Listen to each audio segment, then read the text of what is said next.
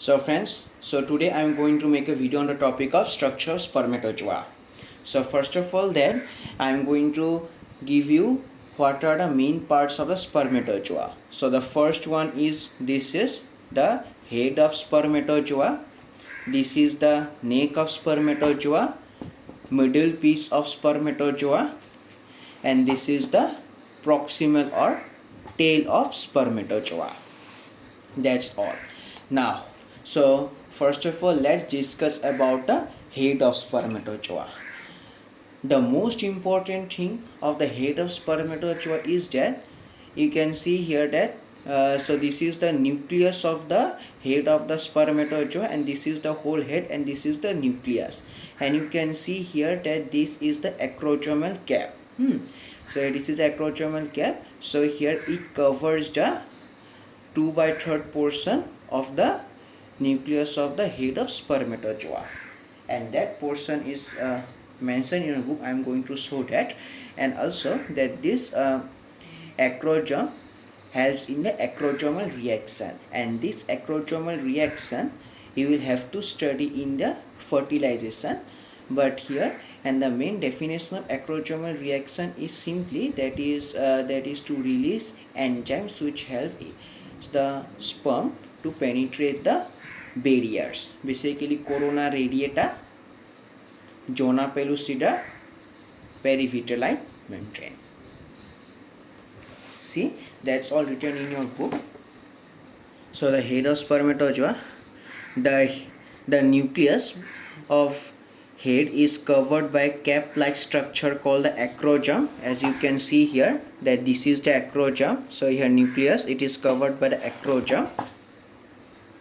And the next here, and the acroderm contains enzymes which help in penetration of the spermatozoa into the ovum during the fertilization, and this concept is the acrodermal reaction. And the other information, so here that it is about pyriform shape. As you can see here that, so here this is also looking like a pyriform shape, and each average length is about 4 micrometer. So here that is also written in your book. Also you can see that pyriform in shape and measures 4 micrometer in length. And this is about derivation, and I'm going to explain this derivation with the help of my previous lecture.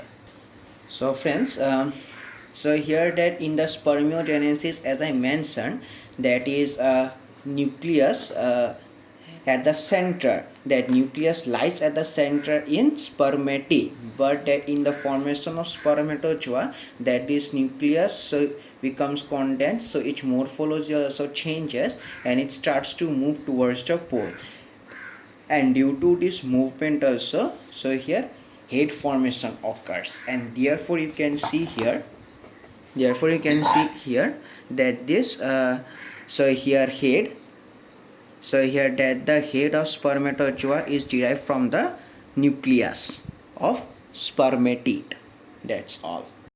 So in the head of spermatozoa you have to mention that is about the acroderm, and this is the acrodermal reaction, and here little bit derivative, that is shape and length, and also its derivation.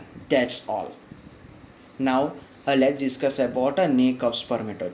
So now friends, you can see here that this is the head of spermatozoa, and this is the middle piece and the tail of, and the this is the tail of spermatozoa. So here you can see here that this neck lies between the head of spermatozoa and the middle piece of spermatozoa. So therefore you can say that this neck of spermatozoa basically acts as an union or the connection piece between the head of spermatozoa and the middle piece of spermatozoa, and this is the most important concept. And also you can see here that this is the neck of the spermatozoa, and this is the portion towards the head, and this portion is towards the middle piece. Now here you can see here that towards the head of the spermatozoa, that in the neck of spermatozoa, that is implantation fossa is located. this is also an important part. And also that you can see here that in neck of spermatozoa, that is proximal centriole is present. As you know that this centriole divides into proximal and distal centriole, and this proximal centriole lies in the neck of spermatozoa. This is also mentioned, and this distal centriole, so here causes the formation of annulus. So friends, you can see here that the neck is also called basal body, or it is called the connecting piece, because it helps to establish an intimate union between the head and the remaining part of the spermatozoa, basically middle piece and tail. So therefore here this is one of the important parts. And also you can see here that on its proximal side, the basal body has implantation fossa in the head. So this is the second part that I discussed. And the third part, so here you can see here that in this part, that is the centriole divides into two parts. The proximal centriole becomes spherical and comes to lie in the neck. So here this occurs during the process of spermiogenesis. So that's all about the neck of spermatozoa. So the first thing is about that it acts as a connecting piece, that it joins head of spermatozoa to the middle piece of spermatozoa. First point. Second, that it contains proximal centriole. And the third point, that towards the head of the spermatozoa, the portion of neck of spermatozoa towards the head has implantation fossa. These three are the important points. So friends, so now I am going to discuss about the middle piece of spermatozoa and the tail of spermatozoa. But before discussing that, you should remember that this axial filament of spermatozoa is equal to middle piece and tail of spermatozoa. Middle piece and tail of spermatozoa. So friends, so now you can see here that this part of axial filament which lies between the proximal centriole and annulus is the middle piece of spermatozoa, as you have already known. But now you can see here that this part is surrounded by spiral sheath. That this is the middle piece and this part is surrounded by spiral sheath. And do you know, and this spiral sheath formed by mitochondria, and that portion written in a book I am going to show that. See, so you can see here that is the part of the axial filament which lies in the middle piece, surrounded by a spiral sheath made up of mitochondria. Have you seen? Spiral sheath made up of mitochondria. And also there is further information that this axial filament composed of several fibrils arranged. So that's all. And also now I am going to tell you about a little bit about the tail and the arrangement. So now I am going to explain about the fibrils. So first of all, you can see here that these are the central fibrils, a pair of central fibrils. Now you can see here that it is surrounded by a 9 pair of doublets. 1, 2, 3, 4, 9 pair of doublets. And also, and you can see around each pair of doublet, you can see here coarse petal is present. And that's all about this. I am going to show. So now, so friends, you can see here that there is a pair of central fibrils surrounded by 9 pairs doublets. So these are doublets. So these are doublets. So arranged in a circle around a central pair. So you can see here that this is the central fibril. So this is a central fibril, and this central fibril is surrounded by 9 doublets. 1, 2, so 9 doublets, and all these doublets are arranged in a circular pattern with respect to central fibril as the center.